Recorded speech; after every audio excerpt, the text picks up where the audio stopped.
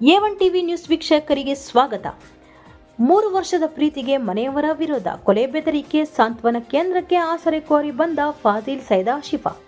ಕಳೆದ 3 ವರ್ಷಗಳಿಂದ ಪ್ರೀತಿಸುತ್ತಿದ್ದ ಪ್ರೇಮಿಗಳು ಕುಟುಂಬಸ್ಥರ ವಿರೋಧದ ನಡುವೆಯೂ ಒಂದಾಗಿದ್ದು, ಇದೀಗ ಜೀವ ಬೆದರಿಕೆ ಹಿನ್ನೆಲೆಯಲ್ಲಿ ರಕ್ಷಣೆ ನೀಡುವಂತೆ ಚಿಕ್ಕಬಳ್ಳಾಪುರ ಜಿಲ್ಲಾ ರಕ್ಷಣಾಧಿಕಾರಿಗಳು ಹಾಗೂ ಚಿಂತಾಮಣಿಯ ಮಹಿಳಾ ಸಾಂತ್ವನ ಕೇಂದ್ರಕ್ಕೆ ಮನವಿ ಮಾಡಿದ್ದಾರೆ.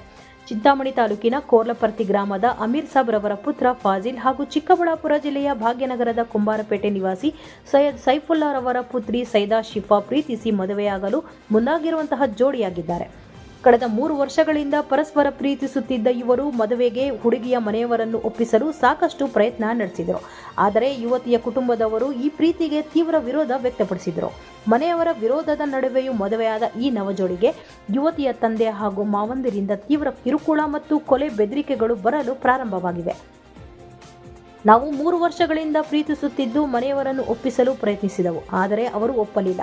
ಮದುವೆ ಆದರೂ ಸಹ ಜೀವ ಸಹಿತ ಬಿಡುವುದಿಲ್ಲ, ಸಾಯಿಸಿ ಬಿಡುತ್ತೇವೆ ಎಂದು ಬೆದರಿಕೆ ಹಾಕುತ್ತಿದ್ದಾರೆ.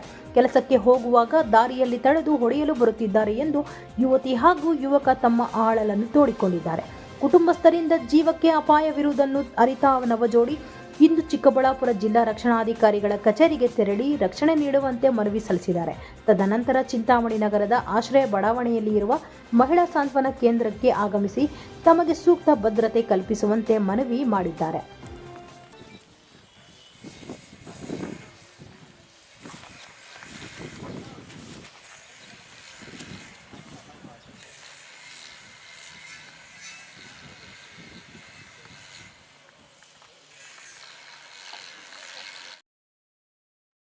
ಇಂದ ಪ್ರೀತಿ ಮಾಡ್ಕೊತಾ ಇದೀವಿ.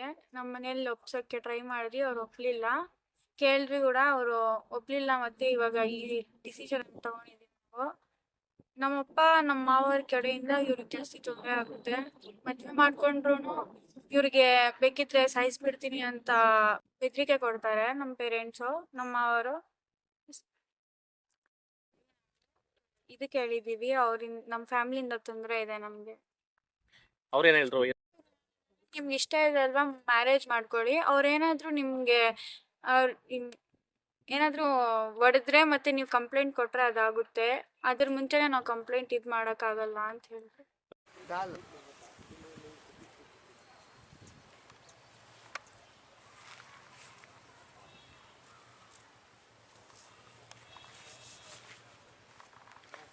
అర్థమైనా నా ఈ మరదాలు కూతురు అమ్మ అర్థమైనా నా బిడ్డకి వీళ్ళు టార్చర్ పెడతా ఉంటారు. 4 గంటలు ఇంకా మేము అడుగుతూ ఉంటే వాళ్ళు లేదు. నా బిడ్డకి గాడీలు కూడా నడిపేకిస్తూ ఉండలేదు. ఇంత సమయం ನಾವಿಬ್ರು ಪ್ರೀತಿ ಮಾಡಿ ಮದ್ವೆ ಮಾಡ್ಕೊಂಡಿದೀವಿ. ನಮ್ಮ ಇಷ್ಟದಿಂದಾನೆ. ನಮ್ಮ ಮನೆಯಲ್ಲಿ ನಮ್ಮ ಅಪ್ಪ ಅಮ್ಮ ಮತ್ತೆ ನಮ್ಮ ಮಾವರಿಂದ ಬೆದರಿಕೆ ಜಾಸ್ತಿ ಬಂದಿದೆ. ಅವರಿಂದ ನಮ್ಗೆ ಲೈಫ್ ಈಗ ಆಗುತ್ತೆ. ನಾವು SP ಹತ್ರ ಹೋಗಿದ್ದೀರಿ, ಅವ್ರು ನಮ್ಗೆ ಇದು ಕೊಡ್ತಿದ್ದಾರೆ. ಪ್ರೊಟೆಕ್ಷನ್ ಬೇಕು ನಮ್ಗೆ. ಅವ್ರಿಗೇನೂ ಆಗ್ಬಾರ್ದು. ಅವ್ರಿಗೇನಾದ್ರೂ ಆದ್ರೆ ಅವರೇ ಜವಾಬ್ದಾರಿ.